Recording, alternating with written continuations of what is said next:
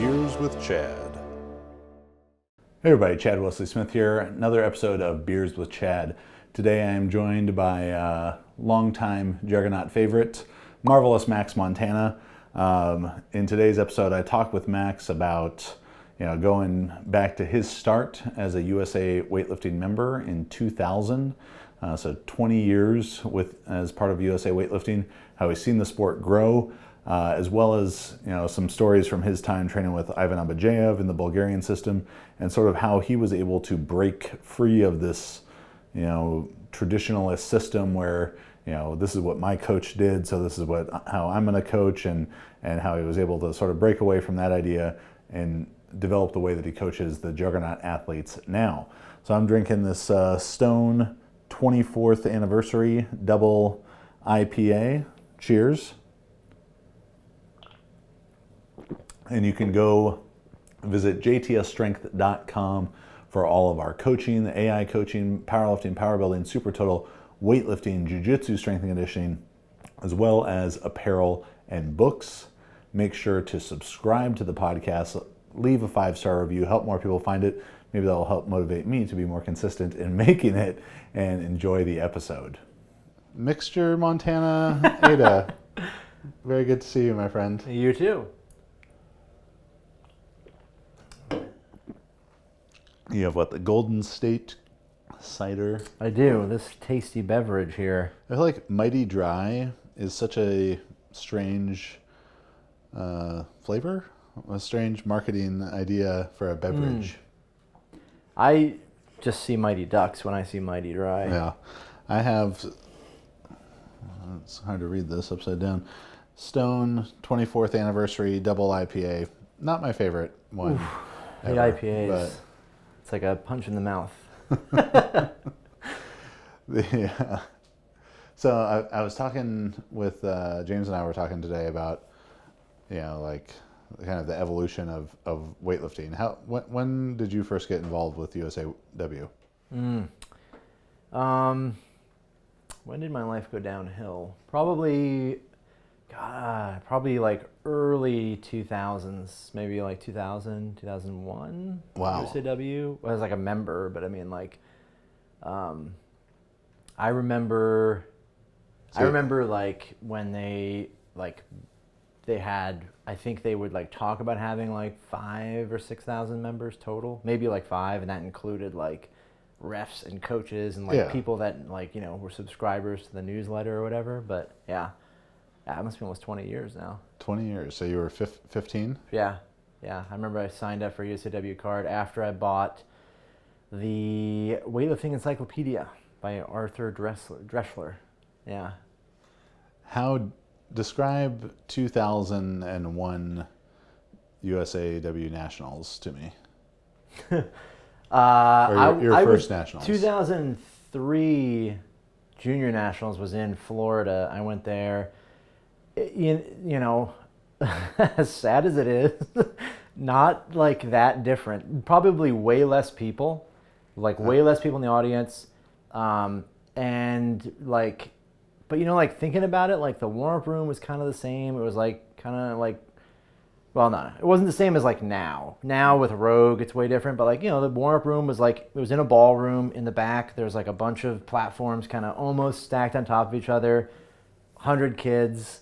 But I think looking back on it, there was way more isolation between people and coaches and that kind of thing. Or there was just 5 coaches total, and so they knew each other, but other people were just kind of floating around there, right? Like those 5 coaches who'd been the 5 coaches for the previous 30 years. Yeah, it's probably a lot Did they hate each other, you think? Or? Oh, yeah. Because there's a lot of isolation at the meets now as we put up our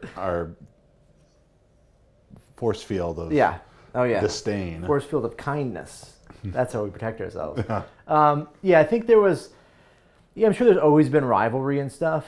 I also think back then there was the OTC was a way bigger deal. Mm-hmm. So the OTC was huge. There was a ton of, the national team and those top lifters and, some really regarded coaches that were involved in that. And then there's a lot more 5 or 6 was other that guys. like Dragomir and Bob Morris then, or Bob Morris was there. I'm guessing Paul Fleshler was probably the coach around then, because after him it would have been. I was about to ask. Certs. I was about to ask, are Paul Fleshler and Artie Dressler related?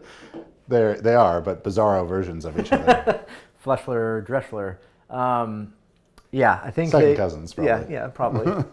I think. I remember I never met Artie Dressler. I met Artie Dressler, but I was told stories about him by like the old school.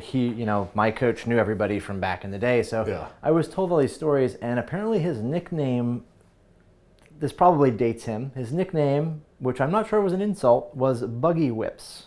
Buggy Whips. Buggy Whips because he had Buggy Whips Dressler. Yeah, he had like a 275 for 5 squat, but couldn't press 90 kilos. Maybe couldn't even press 70. So he was like, like he probably like strolled into the gym, in his like knickerbockers and his old hat and like, oh, here comes old Buggy Whips, and everyone in old timey music is laughing at him. But yeah, very interesting. A fast fact for you. That's just what the closed captioning would say at the bottom of the silent film. Buggy Whips. Buggy Whips enters the gym. So his body was like inverse of James Townsend's body. Yeah, yeah. Where both of James's limbs are strong, but yeah, very much like, that was a thing. But there was a lot of like, from like a training perspective, like those years up till I would say like 2013, 2014, like training knowledge and all that stuff, like some coaches were decent and others were not, and it was almost like probably a mystery as to why, right? So like the training, everything was kind of like passed down from like, oh, this is how I did it back in the day, right? And when I was lifting, they used to say, oh, Buggy Whips, get your squat strong, and so that's what we do. And so it was like, I think that kind of traditional stuff like really was like prevalent. Like you were like, oh, this guy comes from that school of thought, or this guy comes from that school, right? And so it was like, there's probably like factions formed out of those, geographical regions. Yeah, like the Sharks and the Jets, and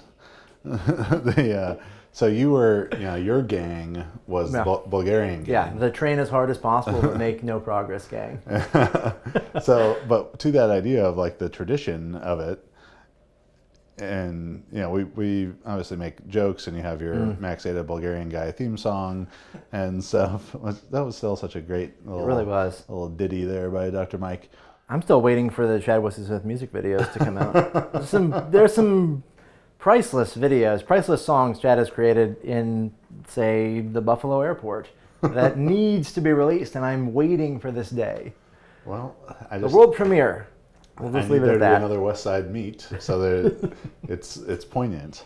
But this idea of it going along with like the tradition, and so many people still, I think, are kind of in this traditionalist. This is what my coach did. They have like a lineage, which is very like big in jiu-jitsu. Like you have your professor, and so you come. I'm in the Carlos Gracie Jr. lineage, and he gave this person their black belt, and then they gave this person their black belt, and then that person gave my coach their black belt, and that it seemed like this.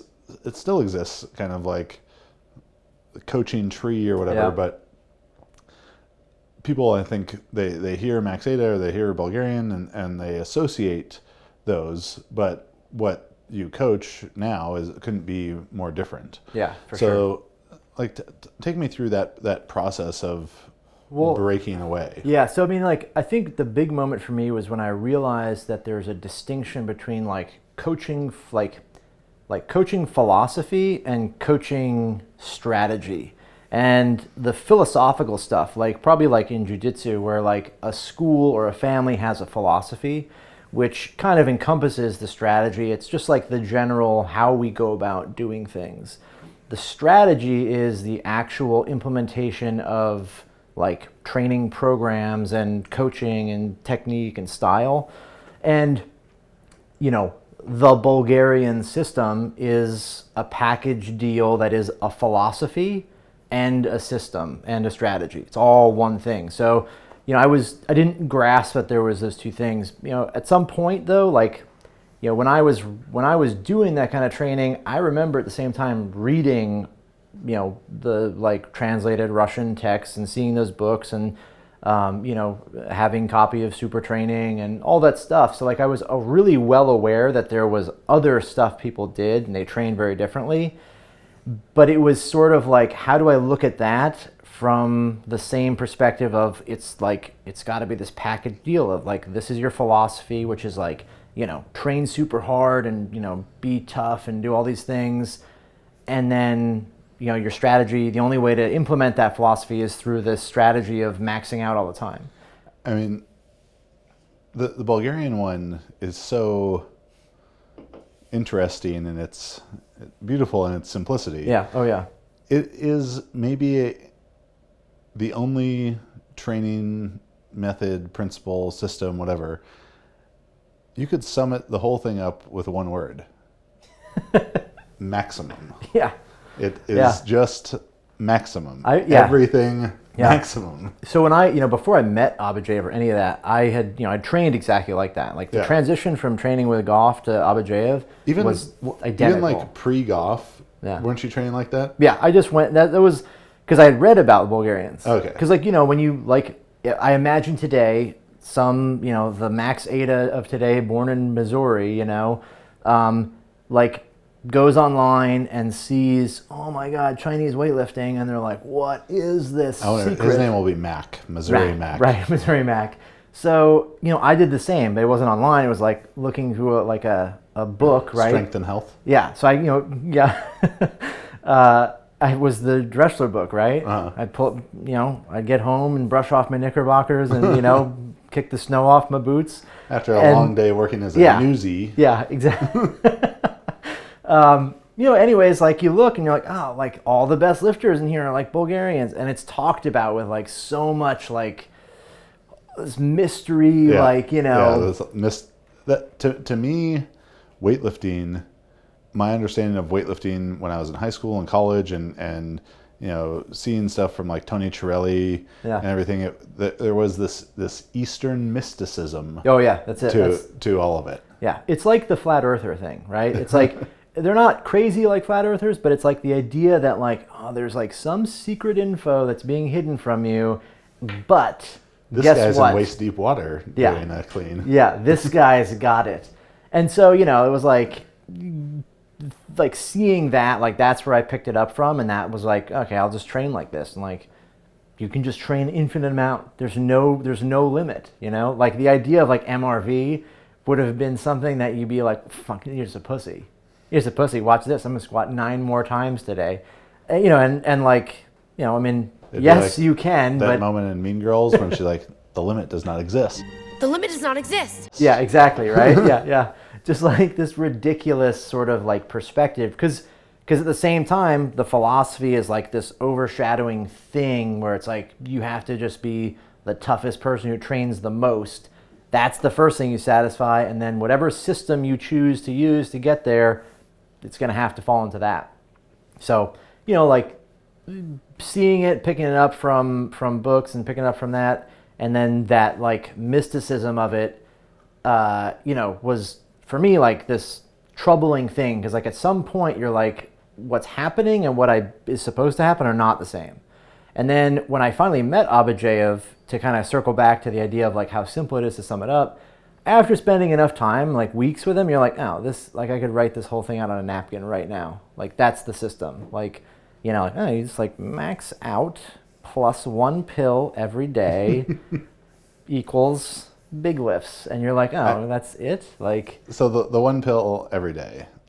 I mean, I've heard this story many times. A great story. For the listeners, I don't think we're breaking any news here that the Bulgarians enjoyed themselves some drugs. He told me a great story, just tangentially. He told me a great story about how when they first got, they always called it Bayanabol because it was made in Bulgaria, but they first got it, and this is probably like 60s maybe. Do you think that made it Dianabol to maximum? Oh, for sure. Yeah.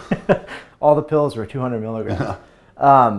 So they get they get the drugs and the team starts taking like one pill like every day they train, like 3 times a week. And then, because they're all like worried, like they don't know what's going to happen.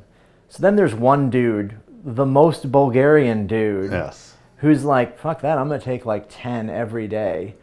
And Abuja was like, his numbers were just like groundbreaking, innovator, pioneer. If you just take more, look how much stronger you get. And he like hit giant numbers, and like everyone was like, oh my God. So that, like, you know, they all were just like, fuck it. Like, and they just started feasting on Bianabol every day. And so they became, in like the 60s or 70s? That must have been, I don't know the exact timeline when they got it. It probably was closer to the 60s, maybe late 60s. I had a moment similar to that in a conversation my freshman year of college. We got taken out to dinner by a guy named Hal Connolly, who's the last American to medal in the hammer throw, American male.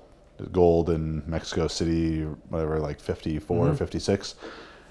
And he takes Nate, horse Nate, and I out to dinner after a meet at Sac State. We're eating at this Chinese buffet across the track from Sac State, and he starts telling us about, it's like, you know, it's like 1958, and he's like, so my doctor asked me if he said, I have this pill, it'll help you get stronger. Do you want it? He's like, yes, of course I do. He's like, and that was Dianabol, and you know, totally legal, like just given to him by the doctor, and then he starts blowing my mind. He's like, oh, so, you know, Randy Matson and I call each other up on the phone. These guys who are thought to be from like a golden age of track and field and the pre-drugs and all this stuff. Perry O'Brien, Dallas Long, like, and he's like, yeah, so Randy Matson called me up and he said, I'm taking 4 pills. Well, I'm taking 6. I think I'm going to start taking 8.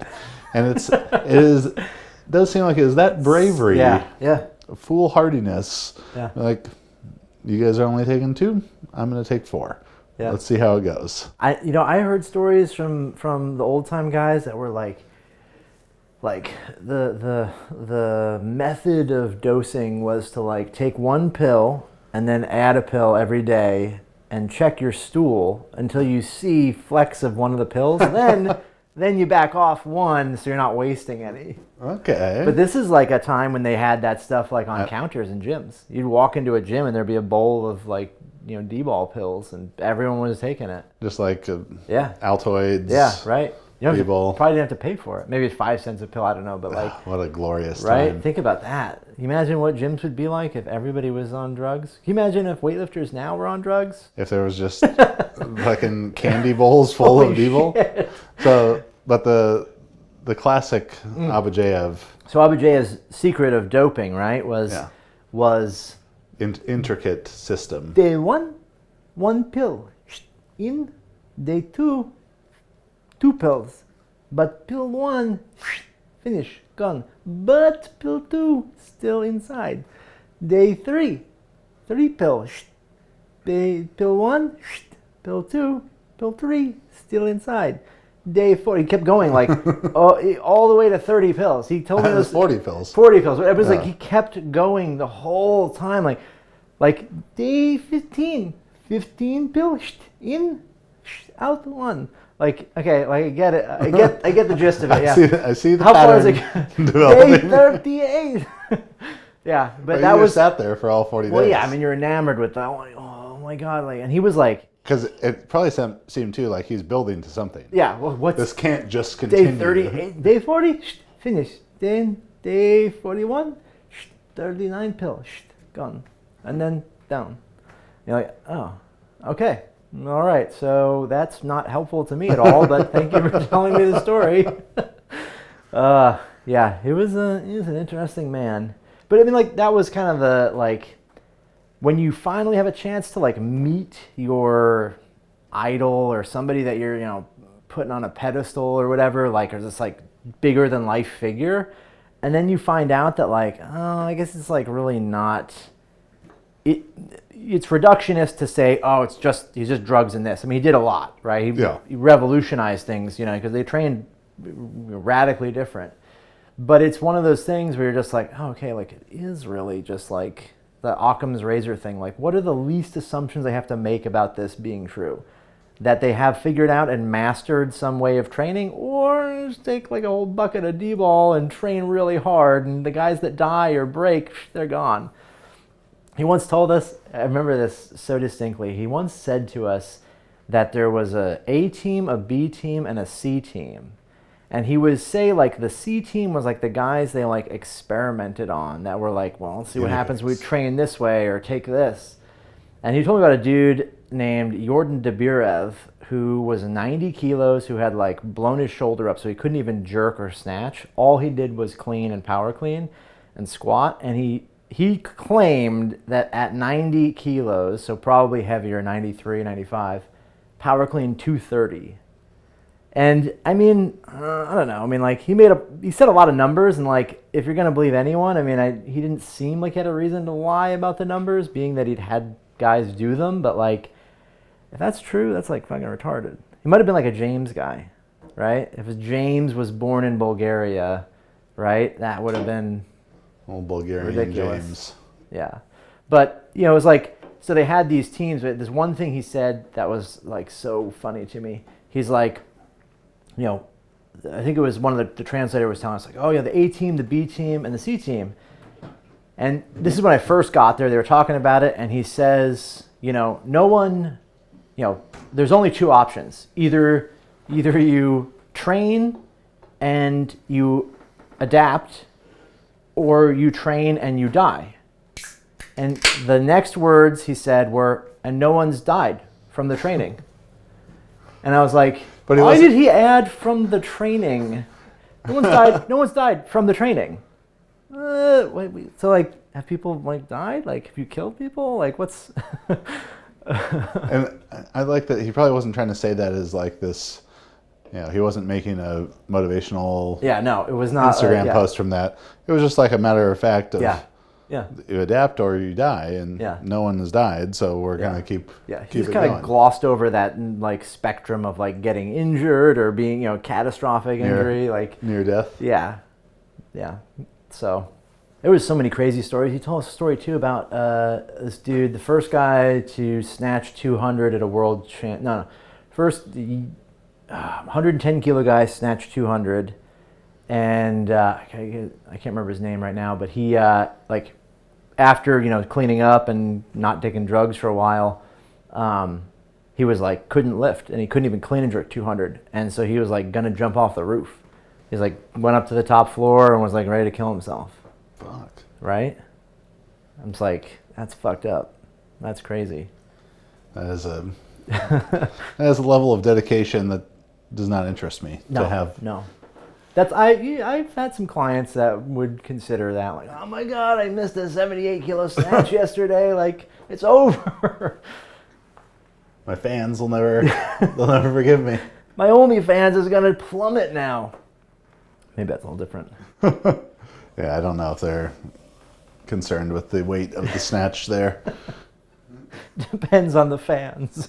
Well, there's a market for everything. Yeah. So that was just kind of it, though. Then it was like seeing, there's not. Yeah.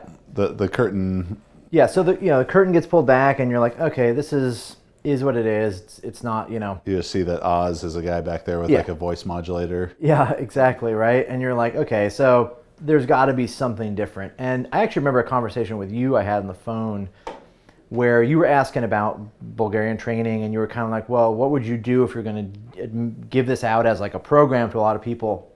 And I remember saying that, the problem is you've got this strategy, and the strategy is very clearly defined. This is what it's going to be. But how do you turn it from like Bulgarian to like Bulgarian light?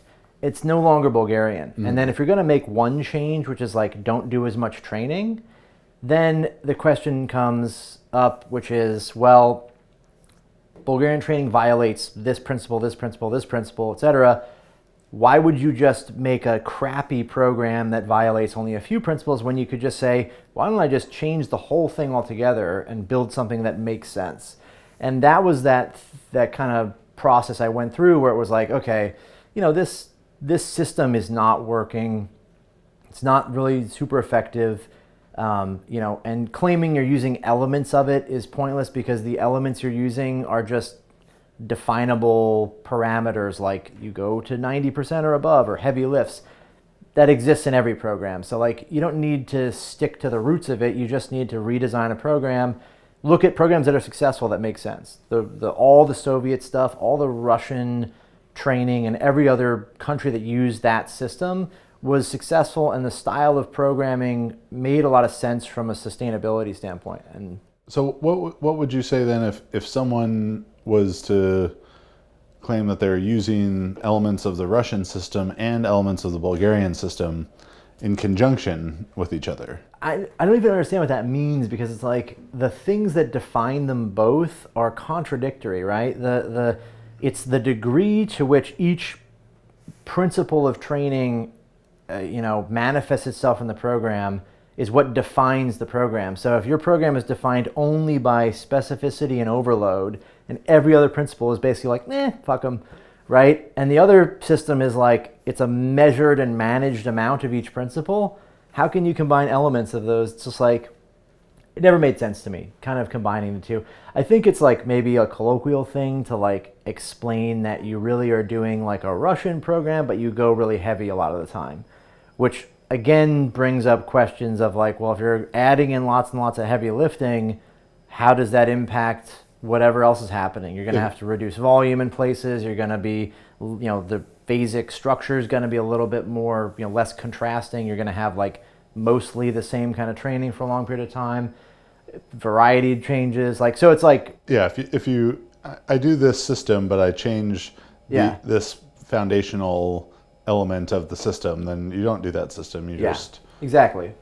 Just saying things. That was like a big thing for me, was like seeing that like, okay, there's a better way to do this. There's a, at the very least, if your results are the same, it's more sustainable. It's way more, applicable to somebody who's living a normal life and, doing regular stuff than having to squat, 5 times a day or whatever. What's the nap MEV when you're in the Bulgarian system? So he wanted, his whole thing was like, we snatch for 9 minutes, then you rest for 30, and then you go clean and jerk, same, squat, same. Every single exercise had a 30-minute break in between, 15 to 30, and we would go and watch like TV or go sit there or whatever, move around and talk.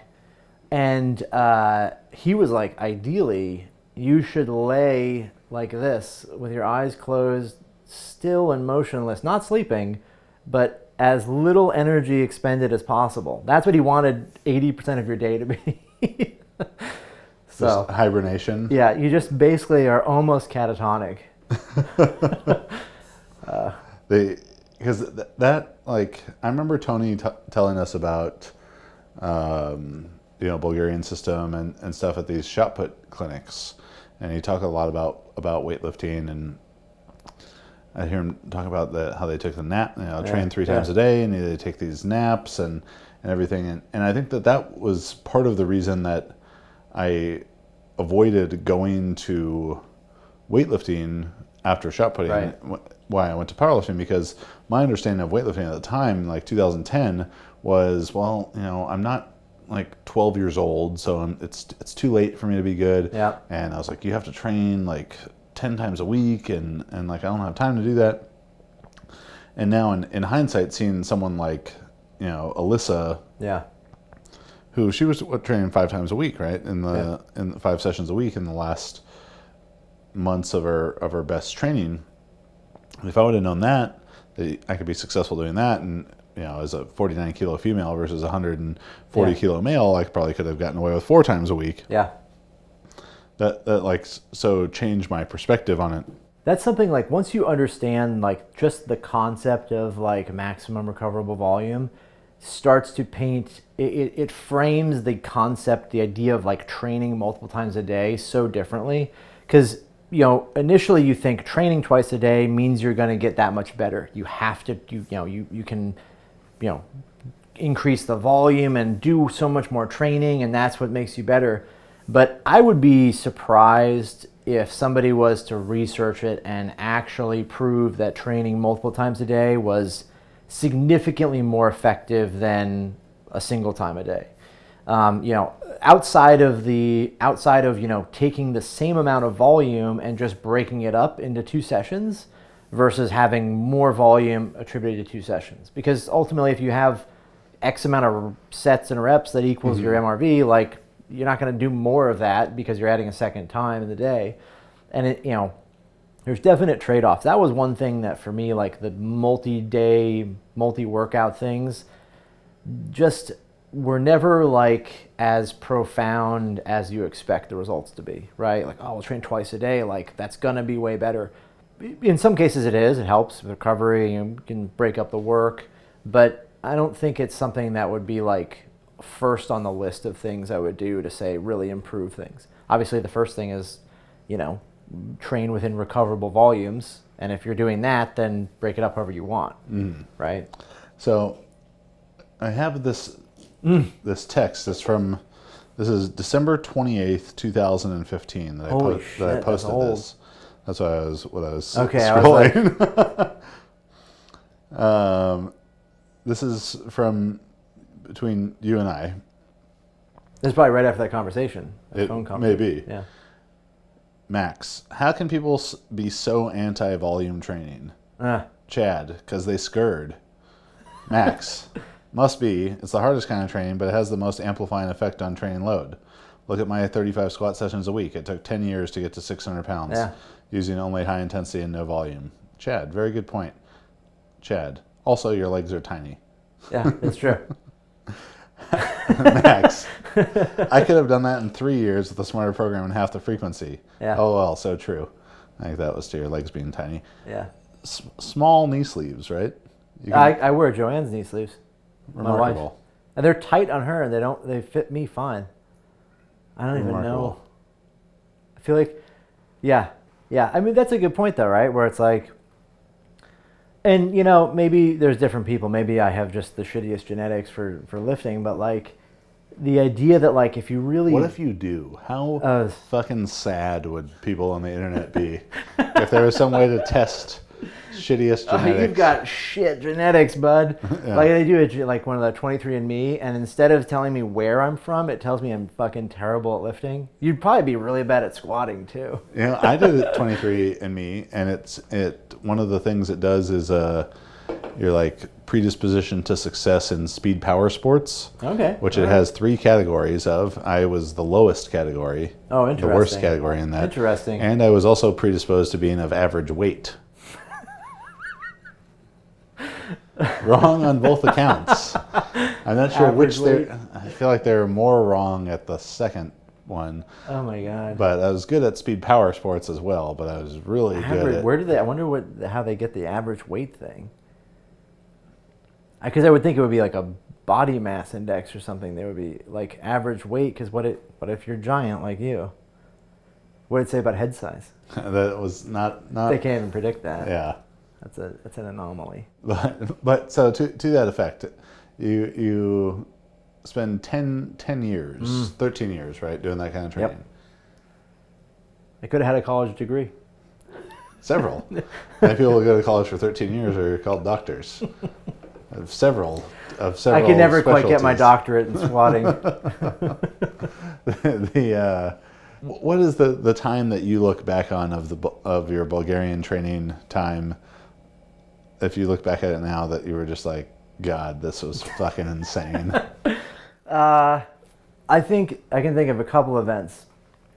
One, thinking back on how I let like an overarching philosophy of like the Bulgarians are the toughest people and that's how you need to train. I had a hernia surgery on like an inguinal hernia, and I front squatted 200 kilos 4 days after the surgery because I was like, you gotta keep training your legs, even though my shoulders were so fucked up I couldn't snatch. Another event too, after I dislocated my wrist, after I dislocated the bone in my wrist, I started lifting again. Like, I was just like, well, I gotta train again. You just gotta do it, even though it's like a grapefruit. And I snatched, like the first day I did the bar, and I was like, okay, I can do this. Then I did like 60 the next day, then 110 the next day, then 130 like a couple days after that. And I remember doing that and like feeling this weird like pain here, and I'm like, this isn't normal. This isn't right. You just figured it was weakness leaving your body? Yeah, exactly. That wrist is going to be strong now. A strong hand. But like that kind of philosophy, like you're thinking like, man, what the fuck was I doing back then? Like thinking that like you have to train super hard to do it.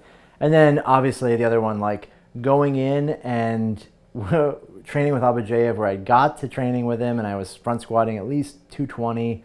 And there was a day where I literally like, I couldn't do a 70 kilo squat.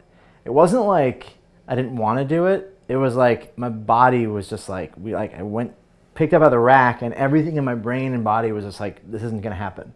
It's like it didn't feel heavy. It like refused. Yeah, it just was like, we're done. And I missed it. I like sat down and then just dumped it. I was just like, Like 2 days later, I front squatted a PR. But it was like that moment of like, what? Like, this cannot possibly be a way to train. It was Thanksgiving. It was Thanksgiving, yeah. Because I went to Thanksgiving, we took a day off, and then came back and squatted a PR. Yeah, you had the super compensatory effects of Thanksgiving. Yeah. Anabolic mashed potatoes. Turkey. The turkey that day was the equivalent of like 300 milligrams of D-ball. But another time too. Abajev was probably injecting those turkeys. He was incapable of cooking. He once put a sock in the microwave, and it burned. It just smoked up the whole house. He once left the stove on. What was his goal with the sock in the microwave? I don't know what he was doing. He would do weird stuff. He was like, my feet are cold. I want to warm my socks. He never slept in his bed. He slept in the closet because he was afraid of the KGB. That's true. He never slept in his bed one time. That he thought the KGB was going to come to America and get him because he was like a traitor. He wanted his secrets. He was Russian. He may have been, born in Russia, but he was. Okay, so it was that he. I don't think he was. Bulgaria. The country of Bulgaria was training one way. Yeah. And then he got this idea to train another way. So he told me when he became the head coach, the guy who was head coach before him was also the best lifter in the country, and he had done a 90 kilo clean and jerk. And so he coached. Abajev had done 90 No. The best lifter in the country. Okay. This is, probably like, 50s, early 50s, 60s, or late 40s, right? So Europe is recovering from the war, but he coached Alex Krychev, which was his like first big lifter, and Alex was incredible, right? I think he may have pressed like 190, maybe 200 kilos. Like he was ridiculous, and he was a junior, and so he had this like little bit of reputation. So they're like, okay, he's like, well, I can be the coach. I'll just take over and do this. And so they kind of had this thing. He ends up becoming the coach, and then he was, Russia was disseminating these piecemeal programs to everybody. Like, here's how you train. People were doing it, and they might change something here and there. But he was like, I'm going to do something different, right? And he's like, a bucket of pills? No, but anyway, so they were like. One the first day. So he trained differently, and he had this different system. Bucket. Yeah, one bucket a day, and he had great results with it, and then started bringing everybody up, and then suddenly he became like this figure of like, holy shit, this guy's doing tons. He would say stuff like when he was starting to train people like every day, that was weird. People had never trained. They'd be like, oh, there's a weightlifting meet like September. I'll start training in July. Like, or I'll start training in August. Like, they would train for 2 months before meet, and then they would do nothing for the rest of the year. So he was radical in the idea that, like, we're going to train, every day. We're going to train really hard. I think everyone kind of caught on after that, and everyone caught on and started doing it. But he was, like, kind of revolutionary in that, like, we're going to train super fucking hard and take a lot of pills. So Abajev obviously has his mark impression that he's made, his legacy. Mm-hmm. What would you hope that, when two young rapscallions are doing a podcast, in the year 2050, and they're like, oh, that Max Aita guy back in the day, what do you hope that is your legacy as a weightlifting coach? Oh, that's a tough one. I would hope that the legacy is something that's like, be a little bit skeptical of what you're doing all the time and try to refine a process rather than just adopt a system or adopt somebody else's recipe, right? Like refine something and make it your own, but go back to principles. Always be based on something that makes a lot of sense. And Air Monarchs, probably. And Air Monarchs, Air yes. Monarchs. All right. Well, cheers, sir. Cheers to you. Feet on bar. Feet on floor, hands on bar. Look for your eyes. Find your eyes. If you like that video, smash that like button, smash that subscribe button, and murder the notification bell.